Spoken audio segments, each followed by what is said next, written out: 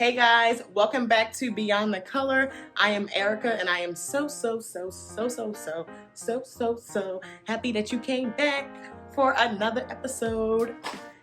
So while you guys are here, make sure you go ahead and like this video and subscribe to this channel so you can continue to get videos from Style Plus TV. It's a lot of good stuff on here, yeah? So go ahead and hit that subscribe button and hit that notification bell so you will get alerts every time somebody posts a video.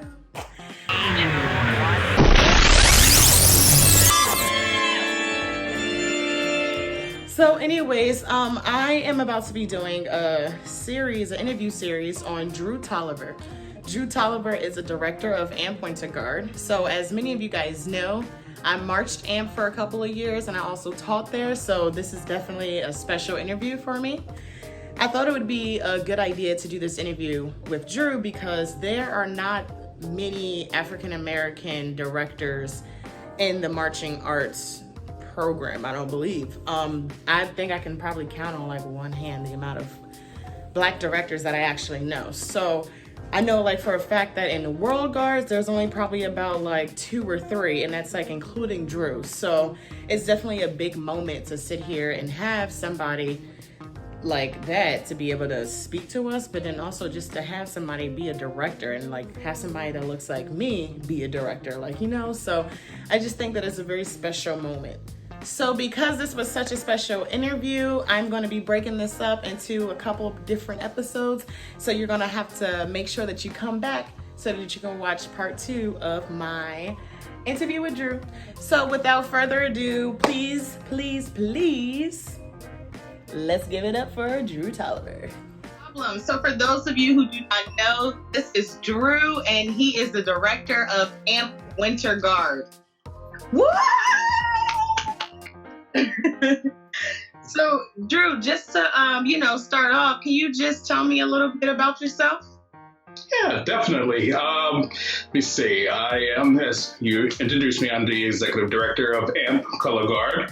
I am married with a wonderful blended family of children, and I also am a working father too. So, yes. So it's a lot of folds in this little hat, underneath this hat here. So, right. But what made you in general want to start Color Guard, want to start a Color Guard group? Well, very easy. What happened is that I was introduced to it by friends of mine that were doing Color Guard and in the 90s. So I was like, Color Guard, what is this? So when I was introduced to it, and I fell in love with the activity. I just fell in love with the pageantry. I just fell in love with the camaraderie with friends and everything. And I grew from it as the individual. So as I got older and became more settled in the area where I live at now, I hadn't noticed that there was a lot of the programs that are after school programs or activities that were actually becoming non-existent. So I looked at my wife and I said, listen, I have an idea. Let's start a program that's called Color Guard in Camden, New Jersey. And being that she didn't know anything about it, I explained that to her. And so we moved on, and this is where we are now. Yes, I love that story. I feel like a lot of people, they join different Color Guards and they don't really see the director or know who their director is or anything like that. And I think that's one of the things that I really love about AMP, because if you are in AMP, you're gonna know who Mama Marion is and you're gonna know who Dreu is, so I definitely like that. I appreciate that. AMP, I feel like it's always a place that has a lot of siblings, a lot of family, because it's a family-oriented yes, it is. Yes, it is. So, you feel that vibe, and I feel like even with the parents and stuff, they're very family-oriented. How did that start above? Did you guys were at a family reunion, hey y'all, let's have a Well, similar, it kind of did, because I remember taking a vacation down in Florida and talking to my brother-in-law about what we were thinking about doing. And if you talk to him today, he'll say, all Dreu was talking about that year was Color Guard, Color Guard, Color Guard, Color Guard, Color Guard. Eat breakfast, drink coffee, Color Guard, Color Guard. So So when I introduced it to my family and my brother-in-laws and sister-in-laws, they were interested as well because they saw the same thing. They saw the same thing that I was seeing, that things were depleting out of the area. And so we started with my nephews, my nieces, my sons, my daughters, and a couple of outsiders, which we actually acquired them by doing a exhibition at a farmer's market downtown in Camden with the help with Light Brigade. Oh, wow. So, yes. So we went down there and we acquired another 8 people outside the family. So we in total started with 16 and moved from there. That's awesome. Speaking of Light Brigade definitely plays such a important role in the color guard world when it comes to Black color guard. And I feel like that is so special that, they were even there to be able to help you guys, because it's they're in this game already and they're like I said, a color guard that's diverse. Amp is probably one of the most diverse color guards in WGI.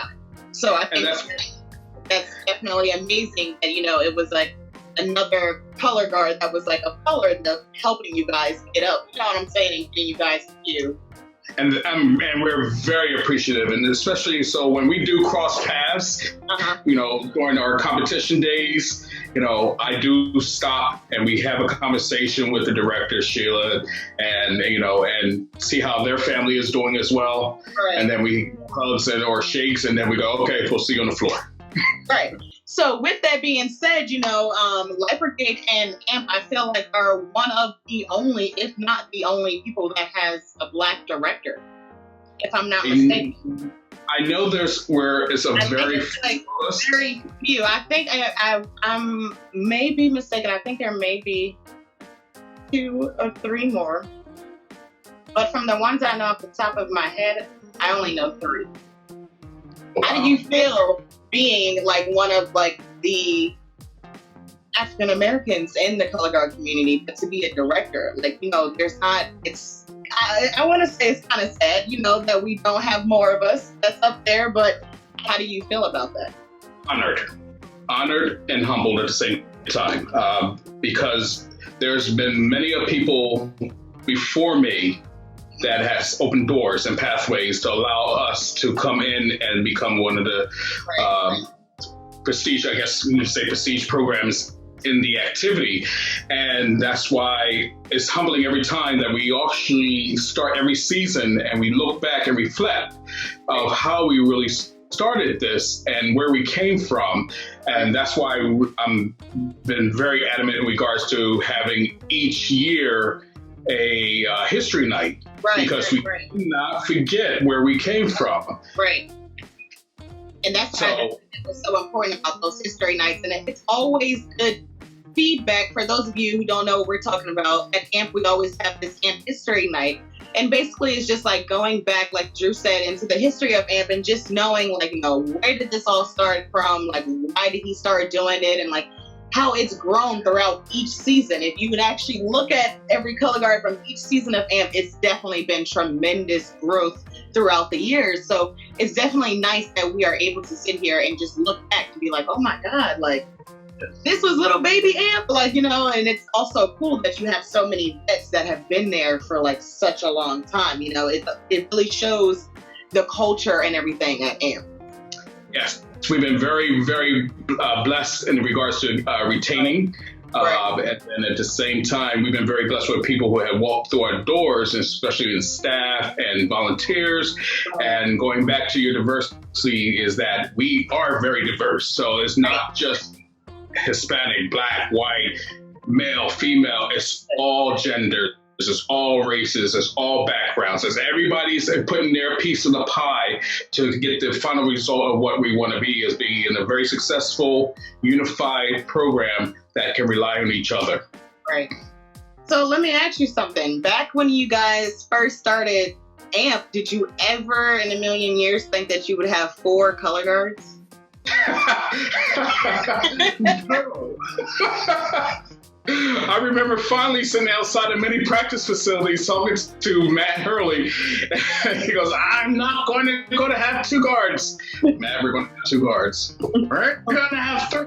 We're going to have 3, Matt. So no, we didn't expect this. What we were just doing is just laying a foundation just to make sure that we made a difference. We became a product of society that can make a difference.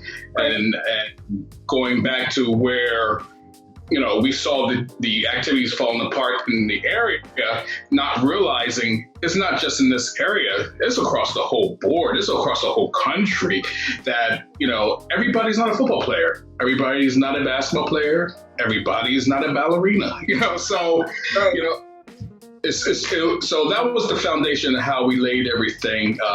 And like I said, we've been very blessed with the current and previous people that walked through my door that has helped me build this program.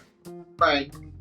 I know I'm very blessed to be able to be a part of AMP because it's definitely, even though I haven't been marching, even just the teaching side of it, it's definitely have been like, oh my God, just so like crazy. It's so crazy to just know how much you learn from each season. So guys, that's it from my part 1. Thank you so much for watching this video.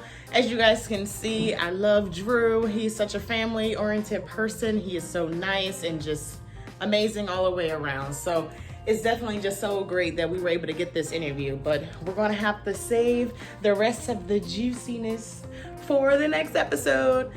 Thank you guys again for coming and watching. Make sure you like and subscribe. All of that. See you guys.